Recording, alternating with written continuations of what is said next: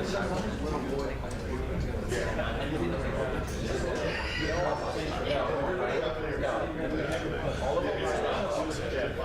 of Ohio State Twitter sophomore.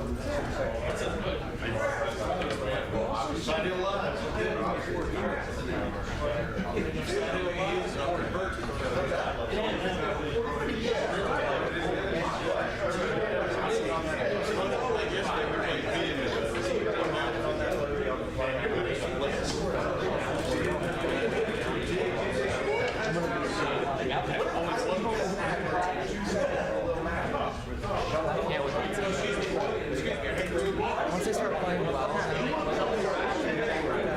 in the back of my mind, I don't have a chance to play. So it's kind of just like,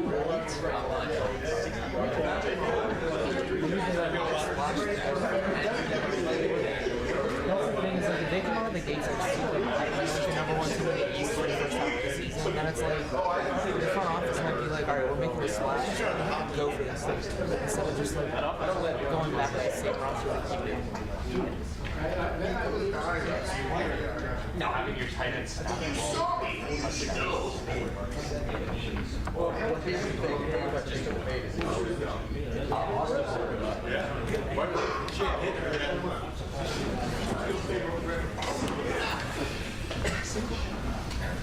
All right, folks, thanks for being here. We'll open up today's press conference. Front row, Dave Biddle, 24/7 Sports. Hi, Ryan. Defensively, what's maybe your biggest area of concern? Like, what's maybe an area you guys want to clean up the most? Well, coming out of the game, I think when you look at the game, the first thing you recognize, we lost the turnover battle. Anytime you play a game like that, that hurts you. We didn't create the turnovers. That's the first thing. The second thing was the explosive plays. Too many explosive plays. So right out of the gate, that's the first thing. We didn't want to run the rushing yards. So all of those things have got to get fixed if we're going to win a game like that. Far left, Joe Nugent, WCMH. Is there any update on Josh Simmons, his status? He'll be out for the season. Yeah, I won't get into all the details of it, but yeah, it was a knee injury, and so he'll be out. And what kind of progress did he make since joining this program about a year and a half ago? Oh yeah, no, he really had made a lot of progress and was playing very, very well. So big loss, but got an opportunity to, for another guy to step up, so that'll be in there. Have a good week of practice this week, and I thought he stepped up and did a nice job in the Oregon game. He's a veteran guy who's played a lot of football here in the program, not as much in games, but goes against really good players every day in practice. So I think he was able to go into that game in a big environment and build confidence coming out of it. Third row left, Andy Anders, 11 Warriors. Yeah, I know you guys have a high pressure rate looking at some of those numbers, but are you happy with the pass rush and the amount it's getting home and maybe the scheme that it's being drawn up to get out of the quarterback? Again, I'm not happy with anything right now, but certainly we want to get more pressure on the quarterback. There's no question.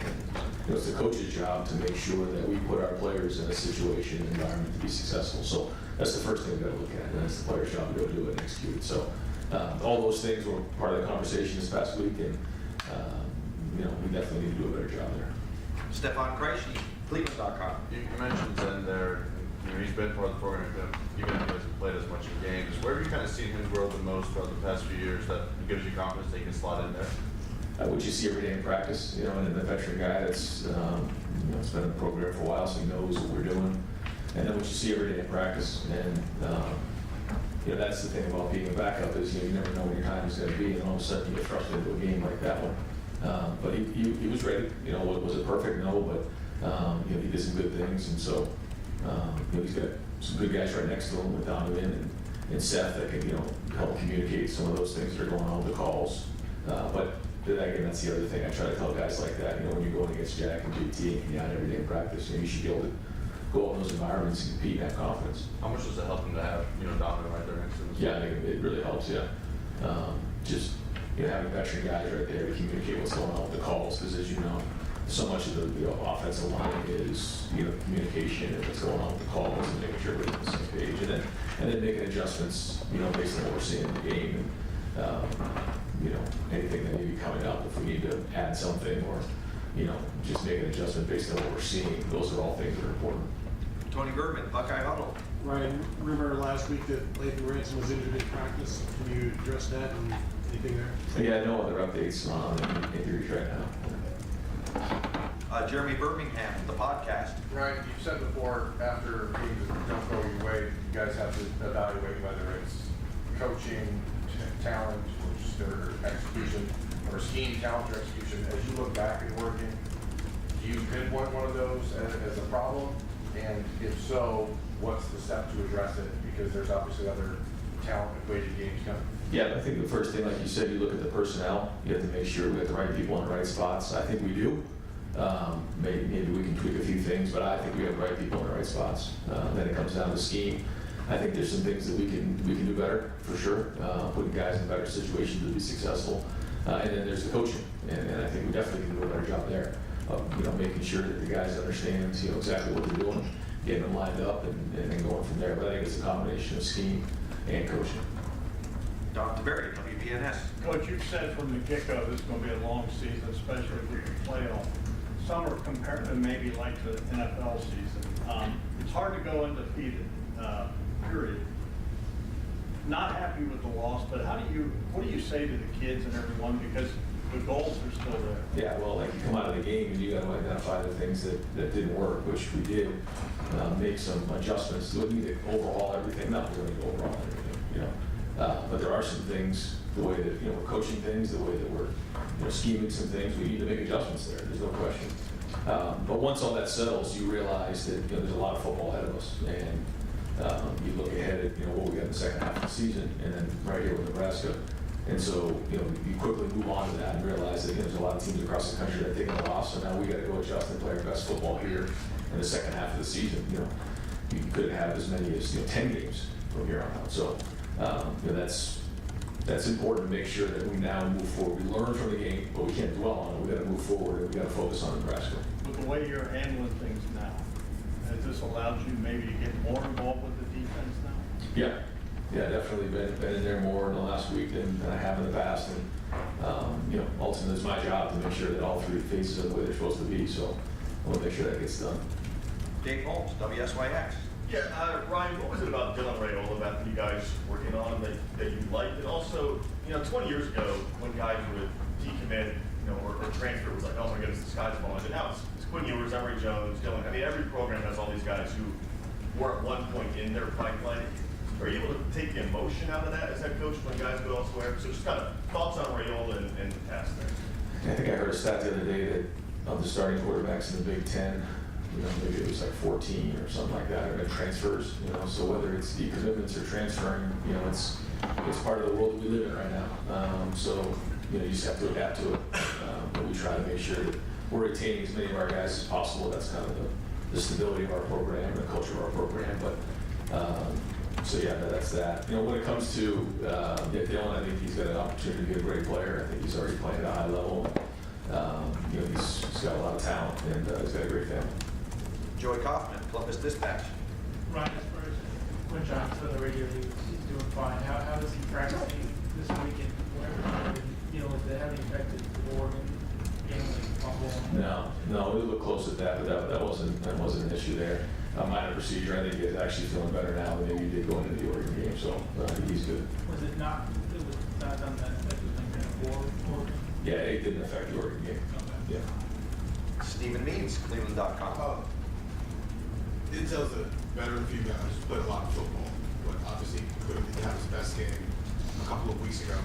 And we've had this conversation about other guys in the past, but striking that balance of letting a guy like that who's played a lot of football, done a lot of good things for you, figure it out, versus maybe trying somebody else in that spot, like a Jermaine Matthews, who has been thrown in there at times. Was there any conversation like that happening throughout the game? Hey, let's give Denzel a series off, let him get his head together, and let's throw Jermaine Matthews out there just to see if we can get something different. Yeah, it's definitely, part of the conversation. You have to decide what gives you the best chance to win in that moment. And, decision was made, and so we evaluate that and figure out that's the right thing moving forward. But we believe in Denzel. We think he's a great player. He did have a couple plays there that weren't good. He would tell you the same thing. So he came out last week and had a good week of practice. He's another one this week, and he'll rebound and play well this week. How do you feel about your secondary depth, cornerback and safety overall right now since Yeah, we probably have more depth at corner than at safety, but I feel like we do, have enough guys back there, to get what we need to get done. Bill Landis, Kings of the North. Ryan, are Jim and Larry on the same page with how to go about generating more pressure in the schematic speech you're talking about? Yeah, for sure. I know that there was a point maybe early on when Jim got here where there was conversation about the jack and all that, but our goal is to put the best, 4 rushers in the game, or, if there's 5, maybe there's 5, or whatever it is. And so that decision's been made, and we reevaluate those things, when you have to, certainly after a loss, but even during the bye week, you're going to do something like that.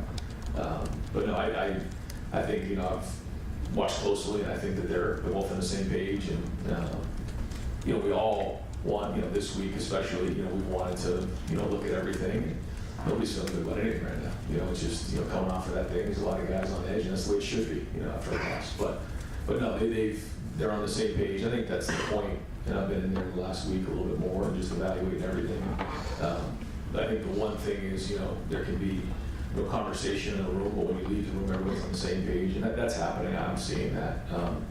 But it's again our job as coaches to make sure we're putting them in the best position to be successful. And you got to evaluate. You got to be honest. And you got to make sure you're talking the truth in those moments. And I think that's happened the last week. And I'm excited to get back on the field here. If you look at, and I know the job of any coordinator is just to sort of take talent on hand and put those guys in the field. That's what you're saying. If you look at what someone like Jim did at Oklahoma State and what he's doing now, it does look quite different in terms of like the structure and runs and all those things. What were the conversations like about, like, hey man, do your stuff, or was it, no, we have our players here work around what we have on hand? Yeah, I think a little bit of both. Yeah, I mean, my goal, bringing Jim in was to be the head coach of the defense and to run it. But it was also, we have, recruited very well in the defensive line. So, when he was at Ohio State, they didn't have, 4 down D linemen, and then certainly no depth behind it. So, he had to be creative about what he was doing there. The decision was made a long time ago that, we have a D lineman here at Ohio State that can play a 4-down lineman. Now, might we consider some different fronts and changing that up? I think it's all very good conversation, and we have to make sure that, we're going down all those roads to make sure that we're putting these guys in a chance to be successful, making it not easy for the offense to just line up and know where we're coming from. So, but I think at the end of the day, to answer your question, it comes down to the personnel you have and where you are, and to put them in a chance to be successful. And I feel like we have plenty of D linemen here, and we have the right guys on the field, but we got to make sure that we are changing it up and making sure that it isn't just 4-man rush straight all the time, for sure. Pat Murphy, 24/7 Sports. Ryan, you mentioned previously about Chip that these guys will stick with the run. Against Oregon, second half, 12 rushes, 7 of those were running backs. Why did you guys get away from that? And obviously you moved the ball. Why did it get away from that? No, I think probably the last drive probably skewed it a little bit because it was a 2-minute drill, but I thought we had a good mix of run and pass in that game, and I think that we were explosive. I think we had 11 explosive plays, and a bunch of them were in the pass game. So I like the way he called it, and we do have to win the rushing yards though, so we got to keep hammering that. But no, I think the balance is what we're looking for there. And I like the way the guys came out and moved the ball down the field in a 2-minute drill. That part was good. Obviously, the end wasn't what we wanted. But, I think that overall execution, you can see that, we're in a position to win games. Now we got to go win games. And a big part of that is what we're talking about here. Winning in the fourth quarter and finishing out games. So, all things that we're looking at and talking about. Is that a matter of him kind of feeling it in the moment and Will playing the way he was? Kind of go with what's working in that situation. Yeah, a big part is what you're seeing too, for looks. And I think there was some times where we were in 11 personnel and they had pace in the game. So there was some different things that they were doing. So I think that's the sign of good offense when you can quickly, go to one thing based on what you're seeing. And now if all of a sudden we were just throwing the ball and it was a mess and we weren't completing the ball, then I think that would be the problem. But again, I thought we had a good mix there. And, again, didn't finish it the way we wanted to. Fifth row left, Noah Weisskopf, the Lantern. Yeah, Ryan, how important do you think it was to have a bye week right after a loss to almost let that feeling sink in for the players, the coaching staff? Do you think that's significant? I mean, it is what it is. Yeah, it was a long week for all of us, and you know, a lot of hours in here talking about it. You know, and you know, you sit on it and you chew on it, and then eventually you move on and you look forward, and that's kind of where we are. And we did that last Wednesday. You know, Tuesday we came out here to practice, and then Wednesday we said, okay, here's what we got moving forward. Here are the things that we got to get done and address them. So I think we did get an opportunity to get some guys some rest and get them healthy, but also get some younger guys a bunch of reps. So we got back here Sunday, practice on Sunday, and now you know, team meeting here at 2:30 and get back to work on Tuesday practice. Rob Oliver, Columbus Dispatch. I asked Jim after the game if part of the defensive issues were sort of a shock to the system, not seeing that kind of speed in a game situation. He said it's possible. He said it's up to him to try to fix that and get that talent quality better. How do you do that? I mean, you've got talent, you practice, but how do you work that out? Well, like you said, you gotta find ways in practice, and that's been part of the conversations. You gotta imagine this past week we're putting those guys in that situation, challenging them more vertically in practice, because it's our job as coaches to put them in an environment so that they're ready to go. That, you know, that's it. But you know, you learn some hard lessons in a game like that when things like that get behind you. So, you know, sorry again, our job as coaches, we gotta own it and you know, train these guys better. Where are you with deep ball, the long passes? That's been an issue, sort of. Is that something you guys really need to focus on? Are you happy with where you are with it? Is that part of it? No, not happy. No, and yes, yeah, we have to do a better job of that. So we'll be launching balls today. Good, Rob? Yeah. Spencer Holbrook, Letterman Row. Right, they said you don't have an injury update elsewhere, but do you have an update on Will? And then if he is out for as long as he has to be out? Will Howard. No, Will. Oh. Where does the tight end position go? We'll be out for a little while, but we feel like we have depth in that position. I thought G. Scott played one of his better games in terms of running routes down the field. That part was good, blocking, and then Jelani's gonna have to step up now. You know, Bennett Christian's gonna have to step up. These guys are gonna have to play. We have to put them in there. But they've been training, they've been working, they've been practicing. You know, they don't miss any reps. But now they're going to be thrust into it. We knew this was going to happen. This is a great example. You know, second half of the season, here we go. So, but now they're going to be put into it, and you know, so I think Keenan's done a nice job of building that. Pat Gerd is in there as well.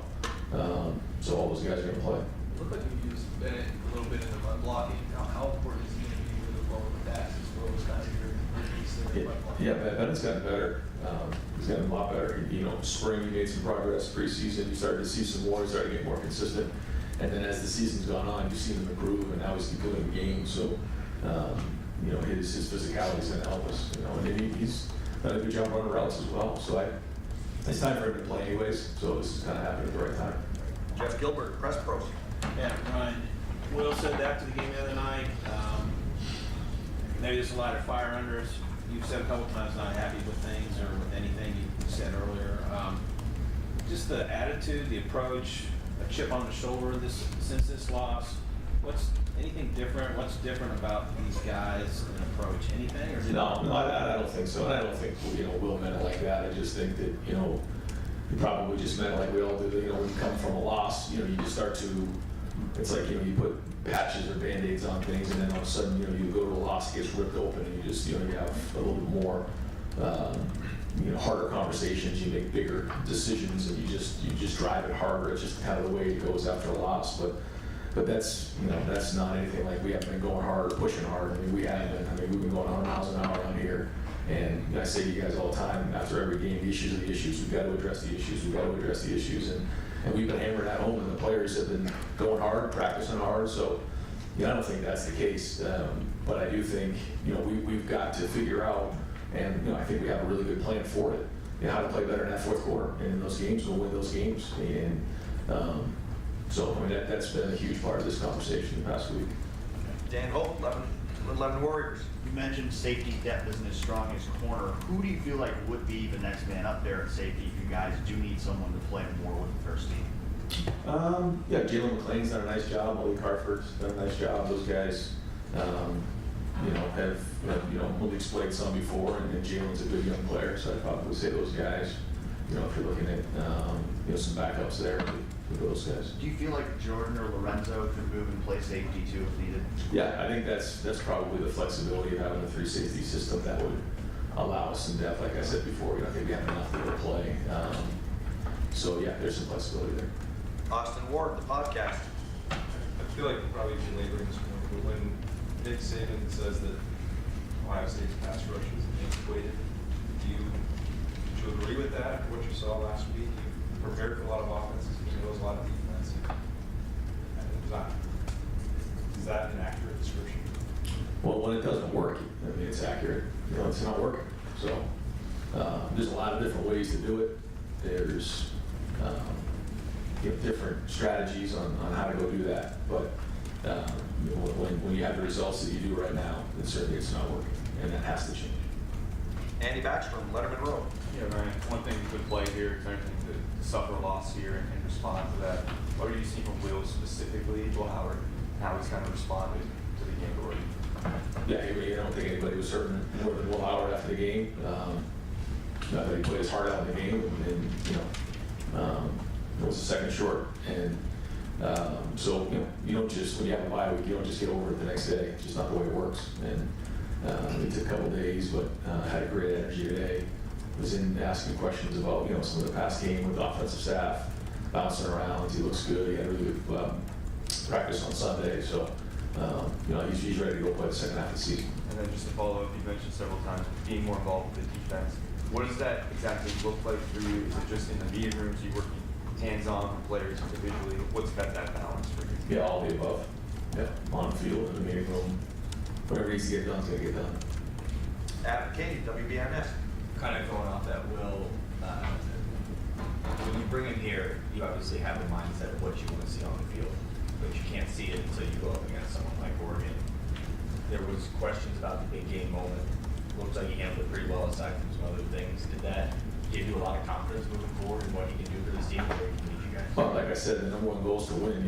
It's talking about the defense, statistics and those things will win, taking on offense, It's about winning. So I'd say the same thing about what we didn't win.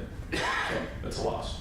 But once you take that part out of it and you look at the way you competed, there was a lot of positives coming out that way. So we got to grow on it. So next time we're in that situation, we do win.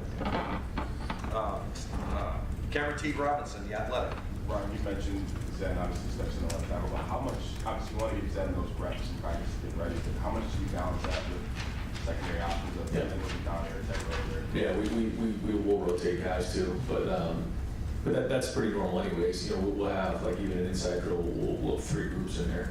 And then even when we're going scouts or 1s versus 2s, you have the first group and then you have the second group. So those guys are all getting reps, but we will roll guys too. You mentioned in the summer, obviously the offensive line had the illness that made you guys rotate more down in fall camp. Do you feel like the way you're seeing that depth, that progressed the way you thought it was since fall camp? I think it did help us in a strange way. Yeah, I think guys got forced to do it early in camp and had to respond, and I think it allowed them some confidence to know that they can step into that spot and play. So yeah, and now Zen's really going to take the next step. Now it's one thing to be in a situation where you're coming in to clean up a game or finish a game.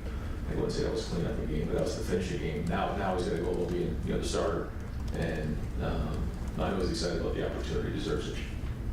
Bill Rabinowitz, Columbus Dispatch. You said you hired Jim Rose, the head coach of the defense. In the non-huge games, the defense has been great. In the big ones, it hasn't.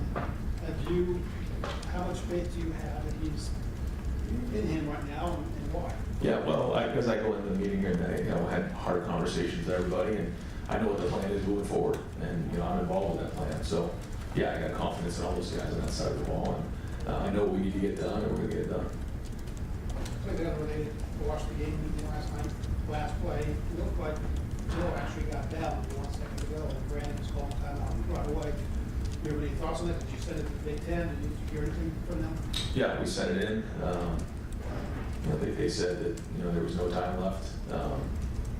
Brandon was calling a timeout. I was right next to the referee calling a timeout. You can see it on the coach's copy, and they said time to run out. All right. Well, wrap things up with Tim May, Letterman Row. Thank you, Jerry. By the way, the crowd also had rushed the field, right? I mean, it was chaos down there, so. Will, what do you want Will to take away from those last 6 seconds? You know, because you were there as a quarterback a long time ago and stuff. I mean, there's so many things on your plate in that moment. What did you want him to take most away from that last play, so to speak? Well, just, you know, when you're in that spot, like you said, you know, I haven't been in that situation before as a quarterback, but I've been in those types of situations. Yeah, There's a lot going on. There's a lot going on. And, you know, the good news is, you know, we do have the communication, so we're able to give him some information in that moment. And, you know, we try to get a quick pass to Brandon, and something flashed in his face, and he tried to, you know, dart up. And, you know, 6 seconds left, and you got to get down pretty quick. And so I think, you know, if we could all do it all over again, he would get down quicker, or we, you know, probably, you know, would have called something maybe with a little more spacing to the field. You second guess all these calls when it doesn't work out. So when we're in that situation again, which we worked that same exact situation twice last week, where you know, it was the same time on the clock, and we had one timeout, we're minus 25-yard line, and we had to go kick a field goal. So we continue to work that. Not that we don't do that anyways, but we'll just continually, you know, go through those situations so that when those situations come up, you know, we're just ready to handle it better. But I would just say, you know, obviously in that moment when you have that, we did save the timeout so that if he was to, you know, get vertical and get down, we could call the timeout quickly. Try to give him a quick pass and just layer it in the memory. Yeah. And these are 2 and 1, little bonus thing, but how much do you listen to outside noise? And do you ever get something from the outside noise? And have you in the last 2 weeks, a week and a half, gotten something from the outside noise? You know what I'm talking about? People like Austin was just talking about a minute ago, that you go, yeah, you know what? Never thought of that. You know, I mean, how often do you do that? And then number 2, when you go into a meeting room with like Jim knows, for example, the defense, are you going in there going, hey, I want to see this changed? Or is it always conversation? A little bit of both there. Yeah, you know, coming off of something like that, there's both. And the other question was the outside noise. I mean, oh, yeah. there's a Well, lot of experts in this room. It's easy for everyone to say, you know, just ignore everything. Well, your players are reading it, players' parents are reading it, recruits are reading it. So you know, you got to be aware of what's going on out there. But at the end of the day, you know, you have to focus on what's right, what's, you know, what you know your team's about, and that's really what it comes down to.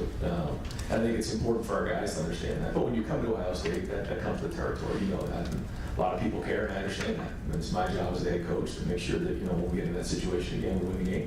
So, you know, trust me, nobody's working harder, and nobody felt worse coming out of that game than I did. So I'm going to do everything I can to make sure it's right. Coach, thank you very much. Thanks, Ryan. Thanks.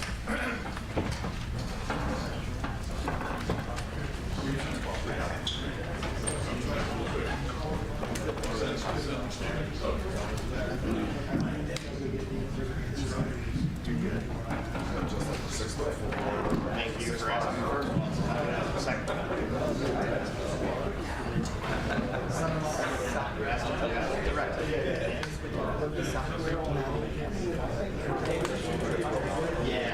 That's actually the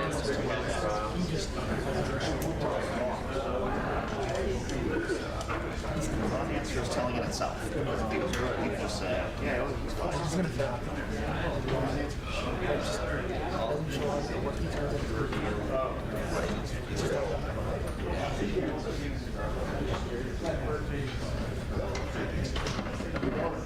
Really?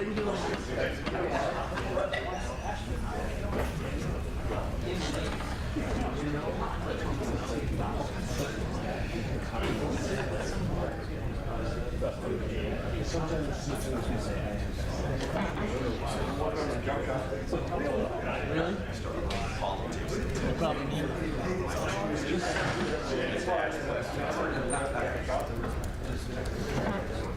That's true. I have been in the gym this week. I don't have time anymore, man. Weather.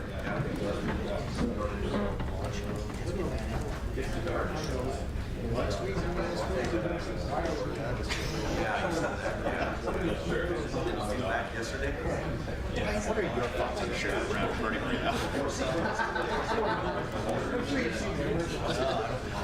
I think he meant launch point. question.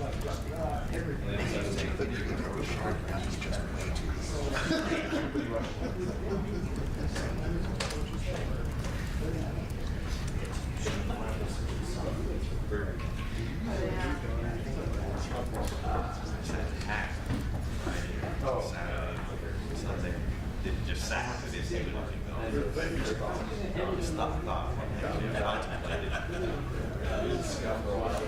And I watched the game. So wanted to be up on, Casey in the North when I listened to that. Yeah, that was funny. Saturday night.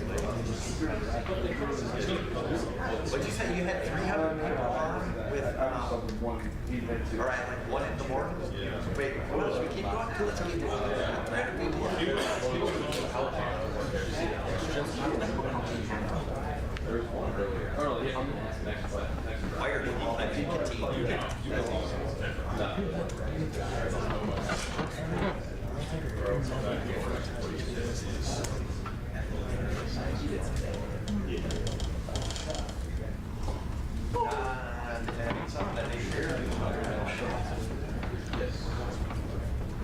Well, jokes. Hey, we will have a reception on Friday from like 5 to 6 at the Shoemaker Center, so the opposite end here, with our Olympians. So an Olympian reception. Amelia will send an advisory out a little bit later today. Heard that. Is there going to be food? We want a beer. Did you say the beer? Usually important to All right, folks.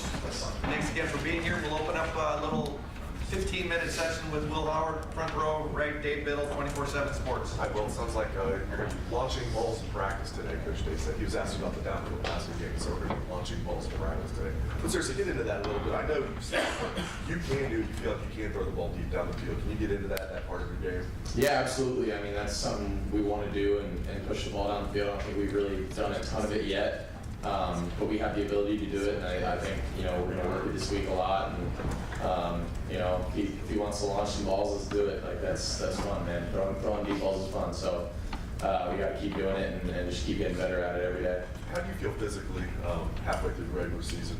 Good, really good. I feel solid. I think this bye week was good to kind of get our bodies back a little bit and recover a little bit. And now we got a nice little 6-7 game stretch that we're going to go on here. Fourth row middle, Pat Murphy, 24/7 Sports. Will, it's one thing to hear Coach Day say you can't lose a game to Ohio State, but to go through it and kind of feel the backlash of losing a game as a behind quarterback, what was that like for you over this past week? Yeah, it makes it real for sure, because you can say it as much as you want, but until it happens, you feel it a little more. And we talked about we wanted to flush that game, but we're not going to forget about it, and it's going to be in the back of our head. We're going to use it. And I feel like this is kind of the point of the season where, I'm almost glad it happened now and not at the end of the season, to where, some of those issues that, may have gotten swept under the rug, if we win that game, they have to get addressed. And, we're really working at, cleaning up every little thing that we can. And I want to be able to look back and say, this is the reason that we went on a run and won the national championship, and not, the other way around. And I think we're trying to use this, in the best way as a stepping stone, and everything is still in front of us. And I think it just, if nothing else, gives us a little more extra motivation, because now we know what it feels like, to lose a game and to walk off the field and have that feeling. And I can guarantee you none of us want to feel that again. Over here to the right, Adam King, WBNS. When you look back at the game film, loud environment, obviously there's a couple of plays you'd like back, but how do you overall assess how you play against what is now the #1 team in the country? I think personally, I played solid. But at the end of the day, like I'm not going to be satisfied with anything if we don't come out with a win. That's the only stat that matters. That's the only really thing that I'm looking at. And you can play the best game of your life, but if you don't finish it the right way, then it's really all for nothing. I think I think offensively we played a solid game. We can't turn the ball over. Gave 2 extra possessions in the first half, and that kind of you take that away, you take some of the the home field advantage stuff away. Maybe it's a little different game, but we gotta look at it and execute a little better, and winning at the end of the day is all that matters to me. So, Joey Kaufman, Columbus Dispatch. Well, sort of unrelated to last week's game, but this week they're honoring the 2014 national title. Somebody grew up in Big Ten country. Do you have memories of they won that championship 10 years ago? Absolutely, yeah. When Cardell came in as the 3rd string, that was cool. I mean, watching that, I watched Zeke.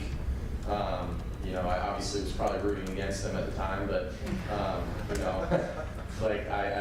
you couldn't deny how good that team was, man. And now to be a part of it, and the fact that we're honoring them, I want to be able to look at that and be like, man, this should be us in 10 years or however long, coming back and getting honored, and that should be something we should look at and be like, man, I want to be able to do that too. Tim May, Letterman Row. Yeah, well, if you've ever had one of those dreams that never ends, it just keeps going and you don't quite get there. Did that last 6 seconds of that game, what have you just replayed in your mind over and over? What could have been a little bit different, or there was a lot to process there. Yeah. Believe me, I've played it over in my head a million different times, and what I could have done. Could I have just taken the first read and thrown it to Brandon Ennis, and it's a long field goal. Do I do that? But that's taking a risk, and I wanted to get our goal. We said we wanted 15 yards, so I'm trying to get as many yards as I can. And I looked up and I saw 2 seconds left, and I got down. I thought I had enough time. Do I look up a little early? Do I get down a little quicker? Believe me, it's been nagging at me, and I'm kicking myself in every way, but at the same time you can't let it affect the future at all. You just gotta learn from it and know that if we're in that situation again, we're gonna handle it differently. You probably were never in that situation before, so here's what I want to follow up. But now you have that in your catalog, right? Yeah. It's just amazing. Once you think you've seen it all, you haven't, right? Yeah, exactly. The amount of football I played, a situation like that, or the 12-man thing like that, all that stuff was kind of the first time we've seen that, and it's the game of football is cool, man, because there's a lot of different things that goes into it, and now we have a situation like that again. It's not gonna happen like that. 4th row right, Andy Backstrom, Letterman Row. Will Zen had to step up big time at Oregon. Just what have you seen from him over the last week, and in that game even, kind of rising to the occasion? I think he did a hell of a job, man. He stepped in, and obviously Jimmy was having a really good year. Really tough to see that for him. But Zen, I think, did a really good job, and coming in a game like that on the road in that environment, he handled it really well. And going forward, he's got to be the guy. So we're trying to just instill as much confidence in him as we can, and we believe in him. He's got to be that guy, and he's got to have that mindset of hey, I'm starting left tackle now in the Big Ten, and hey, let's go. And I think Zen could be he's one of those guys that he decided to come to Ohio State. He could probably be a starter at a lot of other places, but he wanted to be here and be part of the brotherhood. And now he's getting a chance to step in and be the guy, and I'm excited for him, and I think it's going to be a heck of a challenge.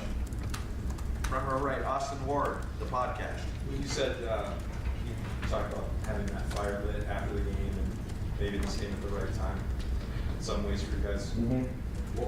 How would you describe the way practice went last week? Last week? Yeah. You could feel it. I was a little pissed off.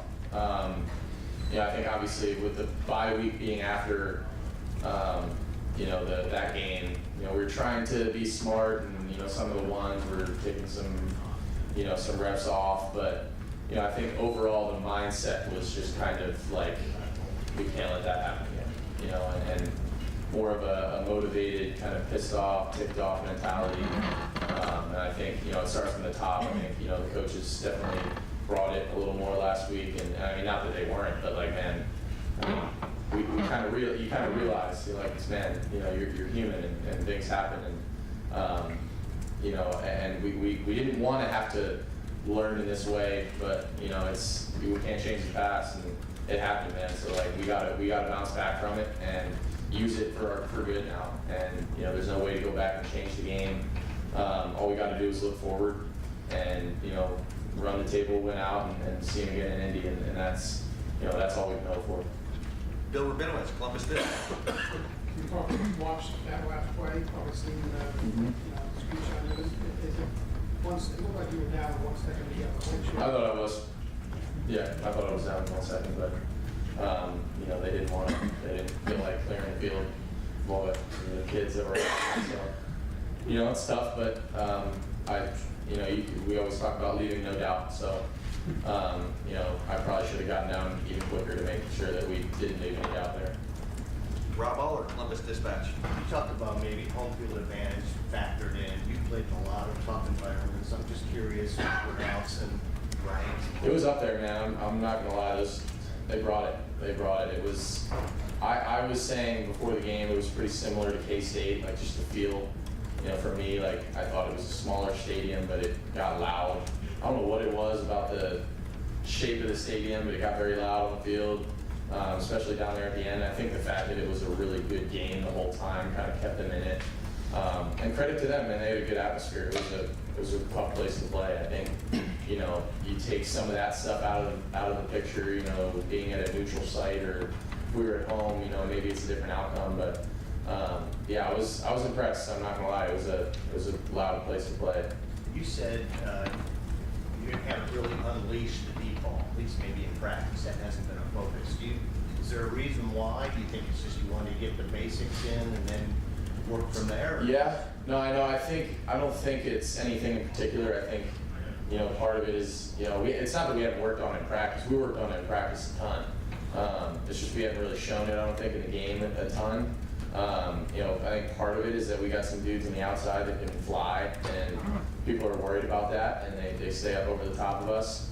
And so then you can take some stuff underneath, and I think other than that, like, you know, I think some of it, like, we didn't really need until, you know, maybe a little later. You know, now we're getting into conference play, and you know, we want to be able to push the ball on the field in a lot of different ways. And you know, I think we're just going to continue to get better at it, and it's not something that we're like super up in arms about or worried about. You know, we just need to keep grinding on it, and you know, and take it one play at a time.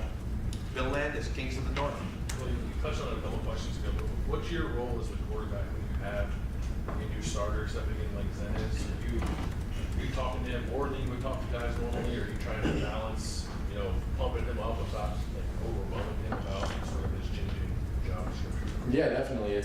I mean, as a leader on the team, as somebody who's kind of been in the, you know, the starter role now for a little bit, like, you know, that's a guy definitely that, you know, this week, and you know, you want to instill confidence in, but you don't want to make it like feel fake. You know, it's like, I don't want to just go over to Zen every day and be like, hey man, you got this. You know, like that feels corny. You know, it's got to be real, man. It's got to be like, hey, you know, he does something in practice that's good. Like, stay on him. Like, hey, that's a great job, man. Or even maybe just pushing him a little bit, and because we need him. You know, and I think he's been doing a great job and stepped in and did some good things during the bye week. And I'm excited to see how he grows, man, because he's a really good dude, and I think he's gonna do some really good things. Fourth row left, Tony Girdman, Buckeye Huddle. Well, with the deep ball, what is the key to making that happen in the game? If the coverage isn't, you know, if there are two safeties staying back, like how do you? You don't throw it. Yeah. So, Just don't throw it. and so what's the key then to when that's not there, throwing a good deep ball? I mean, it's all about what the defense gives you. You know, if the defense isn't giving you the deep ball, you're not going to throw it. You know, and if they want to stay back and play 2-3 safeties deep and not put anyone in the box, then we're going to hurt you with that, or we're going to hit stuff underneath you. And I think, you know, the fact that, you know, they have to respect that and stay so far off of us is why we've had some success in the intermediate game. And I think, you know, it really is just about kind of taking what the defense gives you and not forcing anything deep, but making sure that you hit on those shots when they are there. Right behind him, last question, Noah Weisskopf, the Lantern. Well, have you been able to look ahead at all to Nebraska? They're coming off a tough loss, but what have you seen out of them so far? Yeah, they run an interesting defense. They run a little 3-3-5 defense. It's actually pretty similar to what I went against at K-State. So I'm excited for the challenge. I think, I think they got a good team. I know they're going to be hungry after last week. It's going to be a good challenge, and I think, they got some young guys that are doing some good things, and it'll be fun. It'll be a good challenge back at home and get the ball back rolling again. We do have one more. Stephen Means, Cleveland.com. Trying to follow up on Bill's question there. How aware are you when there's substitutions, especially on the offensive line in the middle of the game? I know. Very. Okay. So are you having those conversations with guys in the game when Austin has to go in there and now he's your right guard, or with obviously you're talking about with Sin at the same time? There are those conversations you're having on the sideline, and how does that maybe impact how you might approach some things on the field because you're aware that there's two guys who are not necessarily all the starters? Yeah, I wouldn't say it affects any way that I kind of go about anything, but am I aware of it? Yes. Do I want to address it and say something to those guys? Like, yeah, I want to. When Zen came in and we didn't even have a chance on the sideline, I just kind of went up to him, and maybe it's just a quick word of encouragement, like, hey man, I believe in you. Like, let's do this. That's kind of what I just said to Zen. Like, you got this, man. Like, let's go. And that was it. And whether it's Austin or Tegra out there, like whoever it is, man, just little words of encouragement, man. Like, hey, let's go. Like, we got you. Like, we need you. Maybe something quick on the sideline, going over, just reassuring those guys. It's a little quicker in game. You're not really thinking about it as much, but just little things to kind of keep those guys going. Is it that different than maybe how you would handle it when you know a guy's like when Austin stepped into the boundary? That's a different conversation. Yeah. Versus very quickly in a game. Definitely, it's a different conversation, but at the same time, it's you always want to be ready. You always say you want to be ready to play it, but you may treat that one a little differently and just spend a little more time with someone if they weren't really preparing to be in. Will, thank you very much. Thank you guys so much. Thanks, Will.